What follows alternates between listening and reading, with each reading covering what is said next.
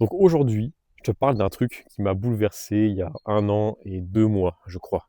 Peut-être 1 an et 3 mois, c'est pas le plus important. Tu n'es pas sans savoir, alors je raconte pas ma vie, privée comme ça sur, YouTube, mais là ça va. C'est pas quelque chose de trop intime non plus. Tu n'es pas sans savoir que, à l'époque, il y a 1 an et 2 mois donc, j'étais en couple. J'étais en couple avec Carla, que tu connais peut-être, puisqu'on gravite un peu dans la même niche. Et donc c'était le début, c'était un peu la naissance du couple, tu vois? Et je me rappelle, on a eu une discussion, elle et moi, à la plage. Lors de cette discussion, elle me pose une question très simple en apparence. Elle me dit: «Théo, de quoi as-tu peur? Tu peur de quoi dans la vie?»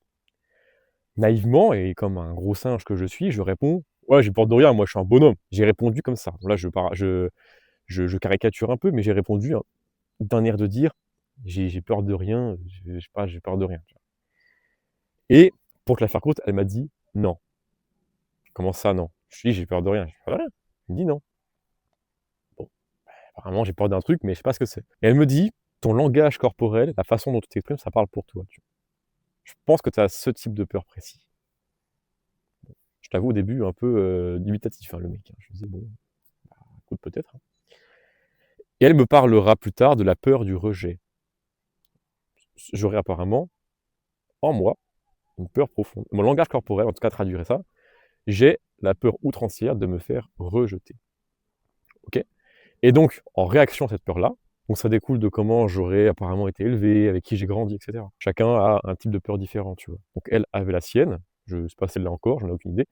Maintenant nos chemins sont séparés. Elle me fait lire un bouquin qui parle de ça. Je t'avoue, quand j'ai fini le livre, je me suis dit: «Putain, c'est quoi ce truc de branleur intellectuel?» Enfin, vraiment, c'est quoi ce truc de merde? C'est vraiment ce qui m'est venu à l'esprit tout de suite quand j'ai fini le bouquin, c'est je me suis dit: «Mais c'est quoi le torchon que je viens de lire là?»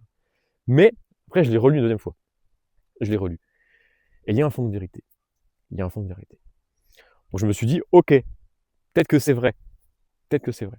Peut-être que effectivement j'ai la peur outrancière de me faire rejeter». Donc pour t'expliquer un peu la chose, les personnes qui ont une peur du rejet, OK, elles vont percevoir chez les autres des comportements qui les feraient, pardon, se sentir rejetés en permanence. Autrement dit, ce sont des gens qui vont prendre, souvent les choses personnellement, comme des attaques, OK, et ils vont tout le temps se sentir rejetés de la part de tout le monde. Ce qui est un peu casse-couille à la longue. Et du coup, en m'auto-analysant, comment j'ai fait? Écriture, encore et toujours. J'ai pas écrit pendant 1 an, hein. Donc forcément, quand j'ai appris l'écriture, pour moi, ça a été un vrai catalyseur. J'ai compris plein de choses vite, en fait. Donc écriture, introspection, lucidité, nanana, nanana, nanana.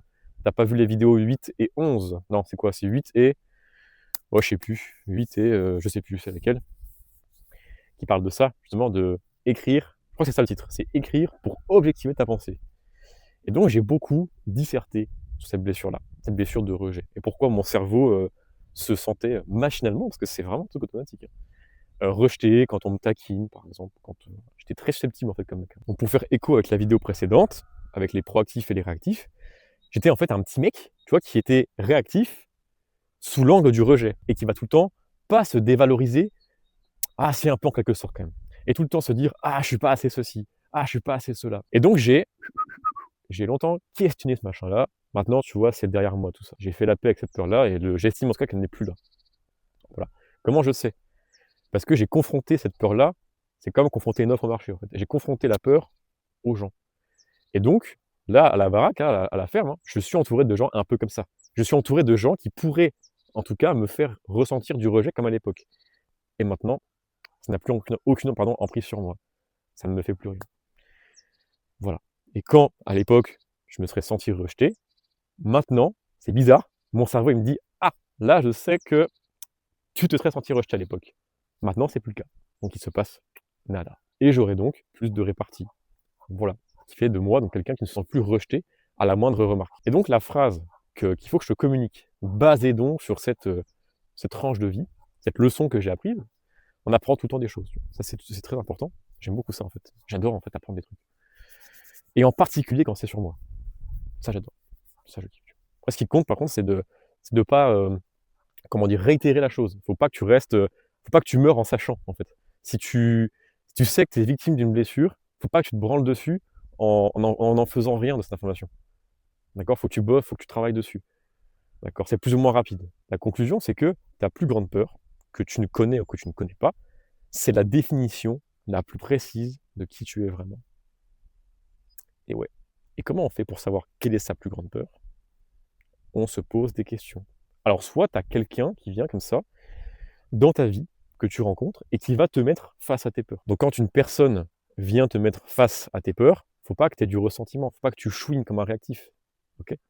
Au contraire, ta proactivité, dans tes valeurs de personne proactive, il faut qu'il y ait, comment dire? L'amélioration de soi, l'élévation de soi. Ça fait chier parfois d'entendre des vérités, mais si elles te permettent de cheminer et d'évoluer, il faut que tu l'écoutes. Maintenant, il faut que tu en fasses quelque chose de cette information. Il faut que tu fasses quelque chose de cette donnée que tu viens de récolter. Et si cette donnée en question, c'est ta blessure, en tout cas la plus grande peur qui te définit, ça peut souvent faire très mal, tu vois, de comprendre ça et de l'accueillir, ça peut faire mal, je peux comprendre. Et maintenant, c'est à toi de rebondir là-dessus et te dire: «OK, cette peur-là, elle est en moi, elle est née de, tel événement, tel événement, tel événement. Mon cerveau, il fonctionne de telle manière, il faut que je brise ce schéma mental qui est délétère». Parce que ce schéma-là, il sabote sous un certain angle mes relations familiales, amicales ou amoureuses. Donc je travaille là-dessus, je bosse, tu vois? J'attends pas que les astres s'alignent et que c'est bon, tu vois? Non, non, je bosse sur moi. Et voilà, ce que j'ai compris aujourd'hui, c'est que ta plus grande peur, c'est la définition la plus fine de qui tu es vraiment. Et encore faut-il accueillir, OK, comprendre, disserter dessus, l'emmagasiner et mettre en place les actions nécessaires pour cette amélioration. C'est comme là avec le chien l'autre jour. Tu sais, j'avais eu peur d'un chien dans une vidéo. Un chien qui est arrivé, j'ai peur des gros chiens moi. Et un chien qui est arrivé comme ça, un chien de berger. C'est pas un chien de maison, c'est pas un toutou, hein, comme on pourrait dire. C'est un chien où si tu fais n'importe quoi, bah, il te casse la gueule.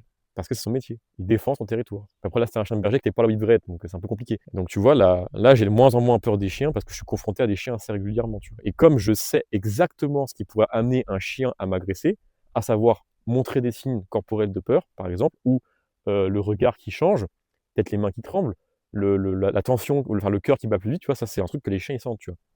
Eh bien, sachant quels signes j'émane qui te font transpirer la peur et que le chien peut percevoir, eh bien, je me contrôle pour ne plus émaner ces signes-là, d'accord, les faire transparaître, de sorte à ce que quand un gros chien arrive, il n'ait pas envie de me bolosse. Parce que c'est ce qui se passe en fait, c'est ce qui se passe. Et maintenant, ça n'arrive plus. Voilà. J'ai toujours un peu d'appréhension, hein. Quand je vois un gros chien qui aboie, j'ai un peu d'appréhension. C'est pas encore parti totalement. Mais c'est en me confrontant, tu vois, au chien, que ça tend à disparaître. Là, c'est pas. Quand tu sais comment tu opères là-dedans, tu confrontes ça au réel, direct. Et après, le feedback arrive. Et là, tu chemines. Là, c'est pareil. Peur du rejet, j'ai compris. Ça marche comme ça dans ma tête. Magnifique. Maintenant, je confronte cette conclusion au réel. Voilà. Avec des gens qui pourraient être amenés à me faire sentir rejeté. Et boum, je constate que c'est parti. Magnifique. La conclusion est là, en fait. C'est cool. Une nouvelle peur débloquée. Enfin, une nouvelle peur qui est solutionnée. J'ai sûrement d'autres peurs que je ne connais pas encore, qui vont, comme ça, au fil du temps, dans ma vie, se révéler. Et c'est comme ça, tu vois? Et c'est comme ça. Mais en tout cas, celle-ci, je peux te le dire, elle est plus là. Alors peut-être qu'elle va revenir un jour, hein, ça j'en ai aucune idée encore. Ça c'est un processus qui est vachement long. J'ai que 25 ans en fait, donc peut-être que quand j'en aurai 45, bam, elle va revenir d'un coup. J'en ai aucune idée. Donc voilà, retiens ça, ta plus grande peur est la définition la plus stricte, la plus fine pardon, de qui tu es vraiment.